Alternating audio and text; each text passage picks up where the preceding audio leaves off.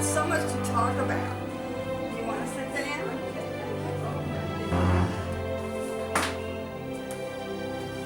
Well, I'm so glad to say. Well, do you remember the war? I was just thinking about it a little while ago. Oh my goodness. It's been a while and I try not to think about it too much, but it was very much a part of my childhood. Oh, yeah. When you first knew about the war, was it before the war happened? Or? Well, we were conscious of the war going on in Great Britain and all that was going on over there. But it really didn't become our war until after Pearl Harbor. That was a big, sad day. It really was. Do you remember what you were doing on Pearl Harbor Day? Oh, yes, I remember that very well. Oh my gosh, my father was downstairs fixing the, well, he was, what do they call it? There's a word for it, but he was banking the coal. It was Sunday morning, early, and he was fixing it. My mother was at the kitchen sink, and she was preparing breakfast. I don't remember what she was really doing. And the radio, all radio, you had to kind of bang the table to make it really work. And that radio was going, and all of a sudden they said, there's been an attack on Pearl Harbor. They always made that noise. My mother just stopped and stood and stared, and I thought, what's going on? What's that mean? And she yelled downstairs, Bill, Pearl Harbor's been attacked. And you could hear him drop tools downstairs. I just remember, I could see it vividly. And up the stairs, he ran in and he says, what are you talking about? Listen to the radio. And he banged on the table and made sure the radio kept going. And we listened to the radio and they were explaining about the planes, and it was just brand new. What do you remember about it? We had been out for a drive, and I thought it was Aunt Frances and Uncle Ben that had taken us, but I came across some notes. I was trying to throw away some old stuff, that I've saved all these years, and I had made notes that day. We had my cousin Lois and Aunt Annie, my grandmother's sister-in-law, and my mother's first cousin Lois had come by and taken us for a ride that Sunday morning. And when we got home, my brother Van had not gone with us. He'd gone with a young people's group somewhere, I guess maybe the church group. And when we got in, we heard Van told us about this, and we were just horrified. I mean, it just was unreal. We just couldn't fathom what had really happened. But I'll never forget that day, but I did forget who we went riding with until I came across those notes. We did that whole day. I imagine you did the same thing and sit by the radio for the latest news. Yes. And every night, what was it? Good evening, ladies and gentlemen, all the ships at sea. That's right. Well, you've got a good memory of those days. Yeah, well, gosh, everybody had to listen to Walter Winchell every night. Mm-hmm. And keep up with what was going on in the war, and that's Gabriel here.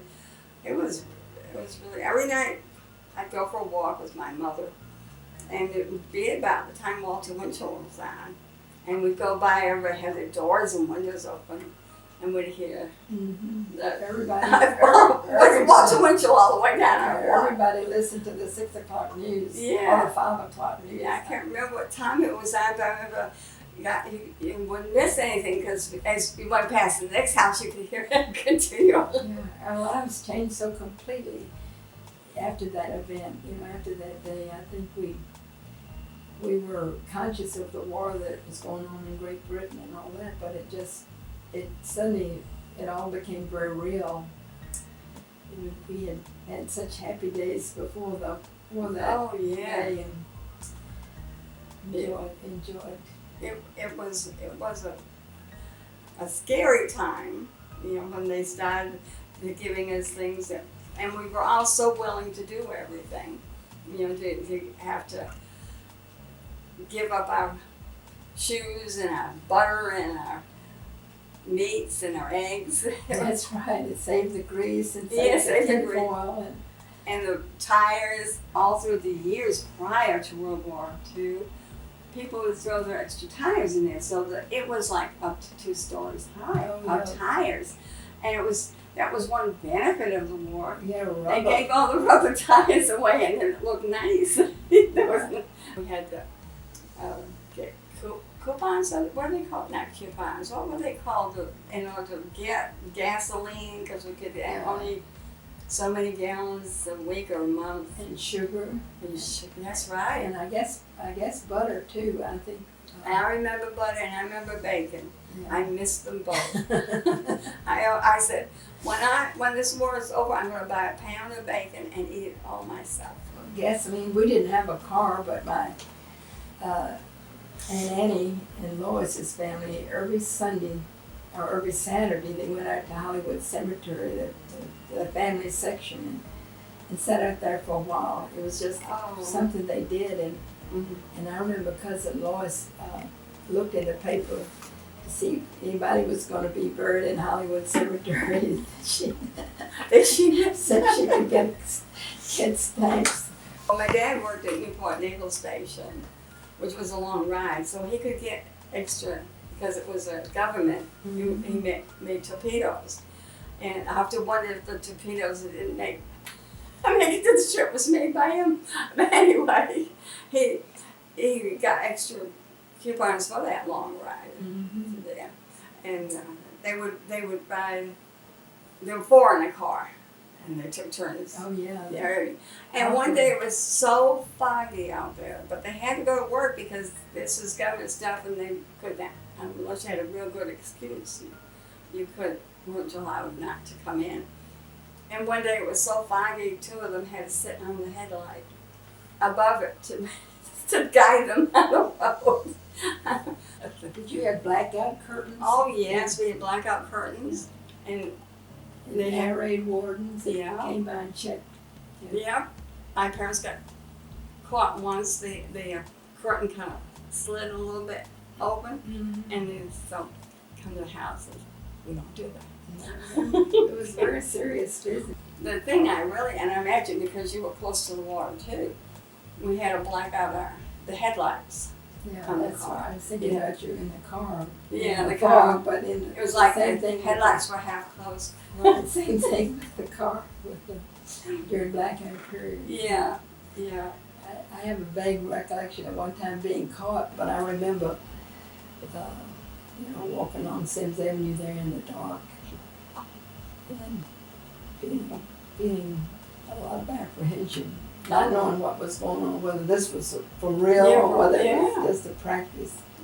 Because we did have, and they did attack us on both sides, in California and Oregon and New Hampshire and another place. So we were lucky that I wasn't aware of that when I was a kid. Oh, terrified of Hitler and what he was doing. I was scared to death. All the terrible stories I would hear about what Hitler had them do to people who weren't perfect. If you wore glasses, that was it. If you had something wrong with you in any area, that was it. If you weren't blue-eyed, that was it. There were different things like that, and that scared me because I wore glasses. Oh gee. Better not come over here. But it was terrible, the things they did to people in Germany. They operate on people without any kind of sedation. Terrible things they did. People who'd gone over there, when Hitler was rising to power. I remember one of my substitute teachers in elementary school had been over there, and she gave glowing reports about what Hitler was doing for Germany. It just all sounded so good at the time. Oh yeah. But little did we know, the plans he had in mind. But then invading Poland and all that, it just all took on a whole different perspective. Oh, and Czechoslovakia. That's the one I don't know why I remember so much of it. Yeah. It was awful. But I was wondering, You know, and did you see? You saw? I know you did. Saw lines for like silk stockings and Oh, yeah. lines Yeah. for cigarettes Yeah. and lines Well, for butter. We didn't get silk stockings. Yeah. They joked about the women who drew lines up the back of their legs to look like they had on a hose. I remember that. And it would color their legs. And I remember my friend Mary McMillan always put on gloves. She had a pair of silk hose, and so she always put on gloves to put on her hose. Because those sort of stockings did catch easy. Mm-hmm. Oh, yeah. I see a line, I'd run to the line and then say, what's this for? Because it'd be a line and people just fill it up. So you had to be next, you had to run. Mm-hmm. Then they'd say cigarettes, I'd not be. But if they said silk stockings, I'd stay because my mother wore them. Right. Or different things with butter, meat. But the meat's in, there would line up. It was quite a time. It was hard for the housewives, our mothers, to cook. Remember they had meatless cake, milkless cake. What was eggless cakes? I can't remember now what was missing from the cake.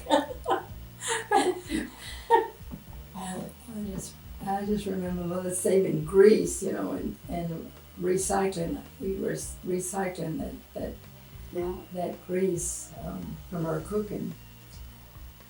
Yeah. Bill's father and grandfather both did great things during the war. One was a boat searcher, and the other was a plane. I guess that's what you call them, searcher. Mm-hmm. And they would go out by the water, and one would be looking out and watch for the boats, and they would memorize what they all looked like. That was a great thing. Yeah. And his grandfather would watch the planes. They had studied, what's a German plane, what's an American plane, what's a Japanese plane.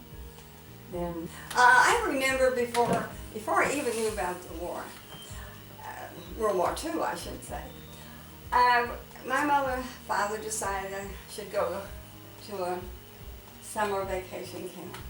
So Girl Scout camp. So I went to a Girl Scout camp for a week, and I had a great time. But at the camp, I made a good friend. Her name was, I don't remember her name, but she was Bunny. And she had a brother. And a couple of nights later, there was a party, and all the family was there. And I didn't know what they were celebrating, but it was really nice. And the next morning, I get up, and there's the family at the front door. And the brother's there with this big bag. Oh. And he's going to war. I didn't know anything about this. That was my first thing about the war. And he went out the door, and they're all waving goodbye, and there was tears, and I remember that so vividly. And I asked what was happening because I didn't know he was going to war when I saw that. And then they explained that he was going over to, and that would have been 1938. And he was going over there. So that was my first introduction to the war. And then I went home on the train and asked my parents about it, but they kind of glitched over it because it wasn't there. Mm-hmm. It was kind of an undercurrent war, as far as I was concerned. I mean, they were concerned. So that's how I learned about the war. Mm-hmm. And then that's when Pearl Harbor came, I kind of a little bit understood. But I often wondered about what happened to him. Because it was 2 years before, 3 years, I guess, before we got into the war that he went. How did you first learn? Yes, it really began with Pearl Harbor. I know we were thinking about helping support the British. I guess that's what that young man did. He went over to fight for Great Britain, didn't he? Dad couldn't wait to run out and get a Philco radio, and he'd put it in the dining room, the only place it would fit. It was so big. And so then we would pull the dining room chairs out and sit around the radio like you do television today. Mm-hmm. Since there was no picture, he just listened to something. Then he would do, like your dad probably had, your mom dad had, long distance. When you, Oh, your remote, when you dial for England. yeah, And short wave. shortwave radio. Now today, it will tell you. You sit close listening to hear every word you can get. But we spent hours listening to that. And going to school, let's see, that was, going to school, the teachers talked about it, but they kind of didn't say too much at school until they decided what we were to do. So that's a big thing. But it didn't affect me personally at first until gradually we had to give things up, and we all willingly wanted to do that. We did. The family were really involved in, probably more so than mine. Oh. I remember before the war, I guess it was before the war, my father would sit there and listen to Hitler would speak. He didn't speak German. I don't think he had any knowledge of what Hitler was saying. Oh, okay, good. But it was just impressed him that he was hearing from clear around the world. He said that just strengthened his belief in God. That all this ability was there for us to learn about, and that he thought it was quite remarkable that he could sit there in Richmond and hear Hitler speaking in Germany. But Oh, wow. anyway, that all changed, when the war came over. All I remember after the war started was like you gathering around the radio and listening to the news, and that I think we were all just really terrified and frightened. After Pearl Harbor, we just became so aware of our vulnerability. We just everybody wanted to do everything they possibly could for the war effort. After we became involved in the war, I was thinking, you talked about your mother making those packages. Jean and I made sweaters. I don't know whether any soldier could ever wear a sweater, my sweater or not. But my mother could knit very well, but anyway, I think we did a pretty good job of knitting those sweaters. But, Jean and I worked real hard making sweaters. And we sold those victory stamps, Yeah. For bonds. You buy so many stamps, and you could get a $25 bond for $18.75.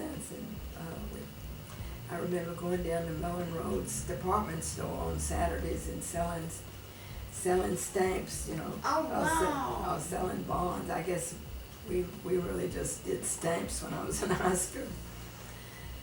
And I just know everything we did, we were thinking about the war, and everybody was trying to exert their most effort. I never knew of anybody that protested the war. There were probably protesters around, but I never knew of any protesters. Everybody was just trying to do the maximum they could. And my father's health was failing, during that period, so I guess we didn't do as much as your mother did. But I know we did go down at church. We belonged Sunday evenings where they furnished supper for the soldiers that were in town. Oh, great. And so we did go down there and help serve supper for the soldiers. I think every time Roosevelt spoke, we were there, glued at our radio anyway. Yeah. What do they call his speeches? He spoke every week, and his his fireside chat. Fireside chat. We wouldn't have missed the fireside chat for anything. No.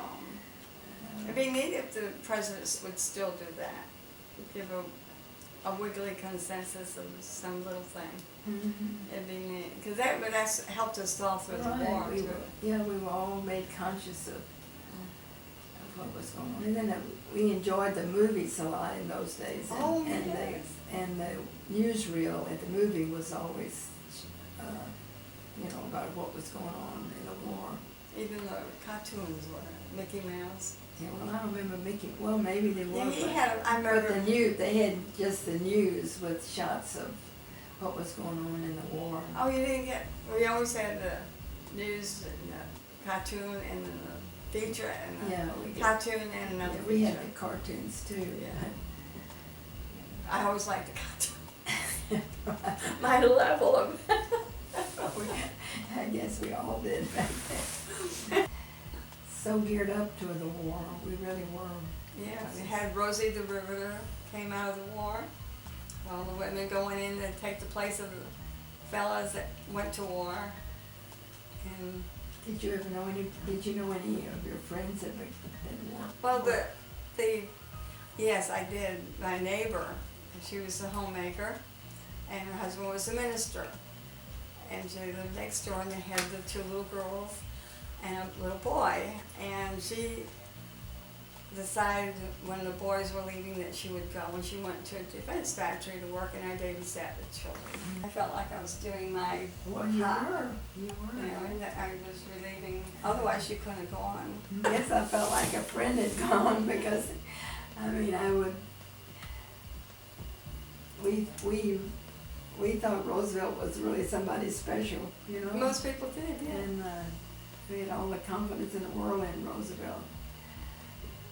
So I think we felt like we had lost a real friend when he died. He was something to be admired. Because doing all this and having polio, and I was never aware till, many years after the fact. I don't think many people really knew he had polio. To be so incapacitated and put on that, I think that was really something to be admired. He was a great man. We used to have a lot of men that came to the door asking for help, for food, and I remember particularly, I guess maybe Mother had gone to work by that time, but with my father's health bad, my mother went to work for my uncle. But I know I spent a lot of time at Jean's house, and Mrs. Carter always had a egg salad sandwich or something that she gave to the people that came to the door, and she always gave them a little religious tract too. They were devout Baptists, and so she always had some literature that she passed on. But there were lots of men that just, and for the most part they were just ordinary people, ordinary men who were, starving and out of work, and were trying to make the best of life. So I really think that the program that Roosevelt began was good, but anyway, it seems to just be a giveaway now. It doesn't seem like people do any really work for the handout, and I think they did a lot of worthwhile things back at those days.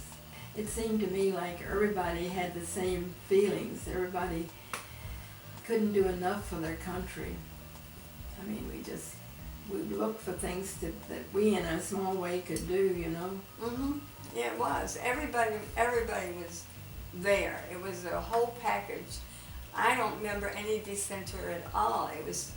Everybody was in 110%. They were in to help, to give up, to do away with. Nobody complained about not having. People say, "Oh, I wish I had something," but you were willing to give it up. You just wished you could, but happily willing to give up whatever was taken away. And because you knew men that were leaving for the war. Right. You knew people in your high school, maybe. At least I did in my high school. I did. We had several. You couldn't join when you were under 17 or 18, I forgot. And you had to get parents' permission. We had lots of boys leave, and I imagine that's the same in your school. And then there weren't any boys left, hardly. And Billy did that. Did Bob do that too? Billy joined when he was 17. No. With permission. His grandfather said he didn't know whether to go to the Army or the Navy because his brother was in the Army. And his grandpa says, "Be right, don't walk, join the Navy." But his brother Jack was in Battle of the Bulge, and I think that was something. But anyway, but the big thing I think is, as you said, the patriotism of the country. Whenever when the movies come, at the end of the movies, they show the flag and everybody would stand up in the audience and clap. Remember that? Or you would sing the Star Spangled Banner. Yeah. Everybody was proud. And every time the flag, I forgot about that, every time the flag flew, Yeah. you clapped, no matter how it was on off scene, just somewhere in the background. Everybody clap anyway. And did you have parades when men were going off to the No, I service? never. We did that in Richmond. You did that. And I My remember- town was too small. Yeah, I remember, the flags and seeing the boys leave. It Oh, was- really? I never saw that. But anyway, it was, Oh, that would be inspirational. Now, they didn't take too many.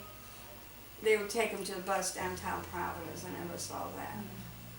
Oh, gosh. well, Bob was in the National Guard. He didn't get his father's health failed, and his sister was in college, and so he'd been working at the Denison Dam, and he saw the completion of the Denison Dam. He wrote the completion report Oh, wow. for the Denison Dam, and that was considered a national defense job. But anyway, as soon as that was over, well, he went into the service. He wanted to go into the Navy, but anyway, he was put in the Army, and he was fortunate to go to OCS. He said to the boys that he was in the tank corps, and a lot of people who were in his group, went over and took part. They sent him immediately over to the Battle of the Bulge. Oh, he was in the battle. And so he wasn't. Oh. Yeah, because he was in OCS. And then What is OCS? Officer Training Oh, School. okay. And so then he was scheduled with the Jap to go over for the invasion of Japan, but he was very, very fortunate in his war experience. But I know it bothered him a great deal. He said when he couldn't go into the service, or he didn't feel like he could, because he had to support his family. Yeah. But as soon as his sister got her nursing degree, well, he went into the service and was affected by Pearl Harbor. His cousin, cousin Will Thompson, was here in Dallas, and his mother was visiting. He and his mother were visiting his mother's cousin, Will Thompson, and when the Japanese invaded Pearl Harbor, and Miss Thompson's son, by her first marriage, was killed in Pearl Harbor, and they found out. Mr. Thompson called someone in Congress that he knew, and they verified that Smart. His name was Smart. Anyway, he was one of them that was killed at Pearl Harbor Day. So they were deeply affected by Pearl Harbor. Joe Smart, I think his name was. I mean, we were all emotionally, at least I felt like everybody was emotionally. Oh, yeah. Anxious and doing everything they could. Anything we've done since then has demanded that we all. Now we're kind of, we're not having to contribute. I think if we had to contribute a little bit, would make ourselves more aware. And the war was still going on when I came to SMU, but it wasn't as foremost in people's minds as it was when I was back in Virginia. Oh. I often wondered about that. Because they didn't have any blackouts. They just weren't. It just wasn't. These girls in college just weren't thinking. They knew. Some of them had boyfriends that were in the service, but it wasn't just totally a part of their life like it was when I was back in Virginia. I miss that the people. Now I may be wrong about this, but States were involved with the Japanese. A lot of the Japanese lived in California and Arizona and Oregon. California was attacked and Oregon was attacked by the Japanese. And the people in California were really upset about this. Of course they were upset. And so they didn't like a Japanese person, and it became even they didn't like a Chinese because they couldn't kind of tell the difference between them. And so to save the lives of the Japanese, they had to put them in encampments. I believe the encampments were in Arizona. I'm not sure of that. That part of it I'm not sure of. But the Japanese also were extremely cruel to the prisoners that they captured, to their own women, to the women that were captured, to the nurses they took. The cruelty was beyond my being able to speak of. And then everybody in California, they understood this, and they were scared for their lives. And so this was to save the lives of those people that they had put in encampment. Otherwise, they would have somehow died. Is my personal opinion of what happened there. And from what I heard I just can't speak anymore about that subject because it was so horrendous what I heard happened. And I think that people need to understand that it was to save their lives, and they knew that too. I don't know anything about the treatment they received there, but at least they were kept alive. POW camp at White Rock Lake, I'm not sure where, but I was told at one time, but I could be completely wrong, that it was in the northwest corner of White Rock Lake, over behind the pump station. Now, don't take my word for that, but that's where I have been told it was. And there were quite a few people there, and they went to work, and they helped to, I think from what I've been told, they put a lot of vegetation into the areas, and they kind of worked around White Rock Lake, cleaning it up to give them something to do while they were there. And then there was also where did you say there was a camp? They were working on the Denison Dam. I don't think nothing I could say for sure. I don't know that any POWs worked on the dam, but he did mention to me about the POWs being up in that area.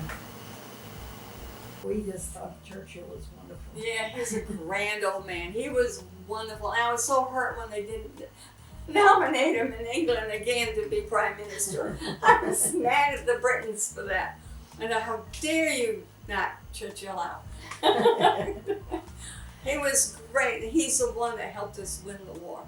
He knew the right things to do, and Roosevelt and he got together, and Churchill really, really won the war. Chamberlain was really a good guy, but he was a follower. Wouldn't you think he was more of a follower and made himself known? Well, I think he was more of a pacifist. He thought maybe by signing an agreement with Germany that everything would be okay. Mm-hmm. Yeah. And then they turned around and made the invasion. It was just, just laughing in his face, actually. That's true. That's true. Mussolini was a horrible dictator to his people. He mistreated his own people. Goodness, when you're going to be a head of a group, you should at least love your own people, because they're the ones going to support you. But he wouldn't even, his own people killed him. But he wouldn't even, you need the support of your people. I remember when he invaded Ethiopia, when in Ethiopia they invaded. I don't remember. Anyway, that was one of the early things in the war. But anyway, I think we really thought that was a bad deal when he did that, and I don't think he got any respect for Mussolini. Oh, they hated him almost as much as they did Hitler. I have no particular opinion of Charles de Gaulle. He was like A movie star. He was tall and good looking, had a big nose, and he's always posing. Yeah, well, I can't think of anything political. well I don't remember having too much respect for him. You know, I think he kind of sold his people out, I think, didn't he? Oh, one of the best presidents, because he dropped the bomb. I give him accolades. I think he's wonderful. He was wonderful. He did good. He did good for our country. I think I liked him tremendous. What do you think? Yeah, we admired Truman. Mm-hmm. Yeah. Because MacArthur, I don't think, my personal opinion is I think if he had left MacArthur alone and let him do his thing, we might not have had the Vietnam War. Because they thought people over there thought he was a king. And he won a lot of his wars, little bitty things, by being the king.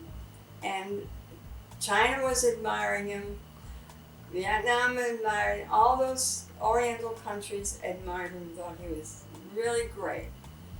And when he stepped into the water and said, "I'll be back," that was a good thing for him to say. People say, "Oh no, he was so great," he said, "I'll be back." But my little personal opinion was, he was the king to them. Yeah, he understood the Oriental He understood He them. really did. Yeah. And if he had let him go on, we wouldn't have had Vietnam at all, because when he went back, he would have gone back as the king. Now, he wasn't a king. In their thoughts, he was a king. They had their own little kings and whatever names they gave. But he was such a special person to him that was the thing he should have said. "I'll be back. I'm the king. I'm the one that's going to help you." And they saw that as that was great. And if Truman had his feelings hurt badly, and then took him away, and then the war ended there, and he would have finished it. He would have gone in and finished the war, and we wouldn't have had Vietnam. And that's my opinion. We had one of our, my journalism teacher, had a good friend, Frank McCarthy, I think. Anyway, he was under Patton, and so Miss Anthony kept up with what was going on with Patton a lot, and I know here lately, we thought he was a great general. Just learned, things afterwards. But I think that episode when I think he slapped a soldier or something. Yeah, they made too much of that. That was, maybe he thought he was doing the right thing, but that was a bad thing for him. And that was, yeah. But that was another ego thing, like MacArthur, they both have this ego. Mm-hmm. But that's what made them become so great, was that ego, because he knew he could break through. If he didn't have an ego, he might not have thought to break through the lines like he did. He told them to go ways that the other generals would say, "Don't do that, don't do that." But he would do it and win. Right, he was good. He was a great student of warfare. He knew how to fight a good war. And he did great. General Bradley, I got to meet General Bradley. Did you really? CAR had a meeting in El Paso, and he was out there for that meeting. And I really felt like that was one of the big moments of my life. Oh, it would be. Oh my gosh, he was a great man. He really was. He was sweet.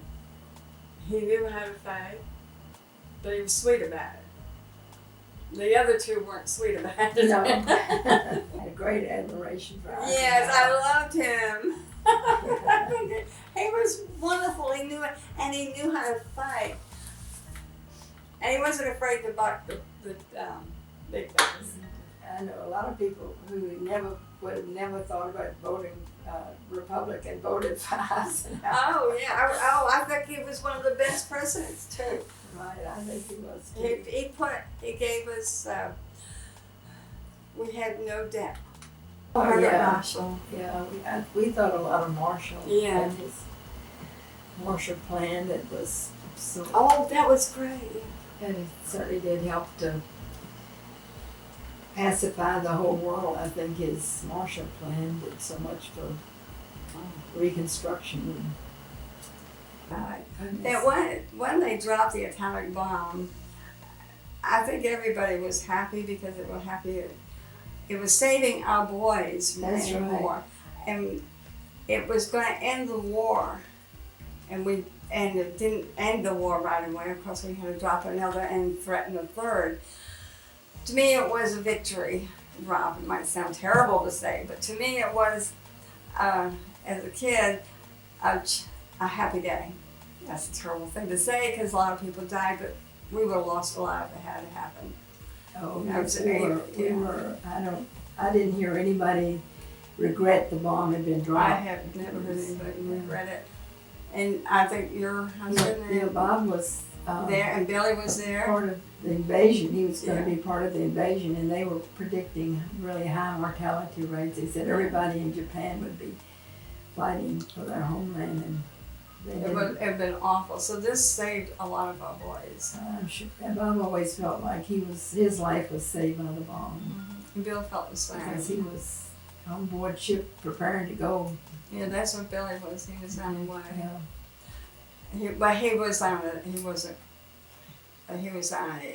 repair ship type. So he would have been up in front, but still, if he was repairing it, so it was a. I hate to say the word blessing, but Well, it ended the war. So, yep, it was. well, how do you feel? Because I'm saying, It saved so many lives. Yeah. Well, in retrospect, now you feel like it's a shame that we have the bomb, that other countries have the bomb. It's really terrifying, but it's scary when. but at the time when I guess Germany was trying hard to Yeah. come up with the same, but it was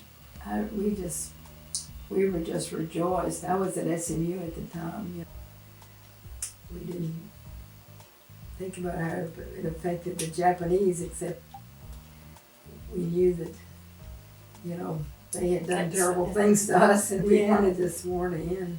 I know at SMU we were there, and when the war ended in Europe, and my friend Carolyn Lastek was the one person who had a car, and I remember we got in Carolyn's car and went, honking our horns through the streets of Dallas. But anyway, we were very happy about VE Day. Yeah, it was a big celebration, and that always bothered me because VE Day was a tremendous celebration. You've seen pictures of New York City, and they came to downtown Pawtucket. And downtown Providence was humongous. People just dragged down there. But the war wasn't over. We still had Japan. It always bothered me. VE didn't mean the end of it because all the guys from Europe went over to the other side, so it wasn't the end. And then when VJ Day happened, it wasn't a big in Pawtucket. It was people went downtown to see, but nothing was really going on except people going down to see what's going on. Yeah, I think I don't remember particularly what we did, but I know it was a great day. It was a great time for rejoicing. Oh yeah, it was. Yeah, but I think my dad took me down to Providence because we thought it was going to be like VE Day. The newsreels of Yeah. celebrations. I still remember that.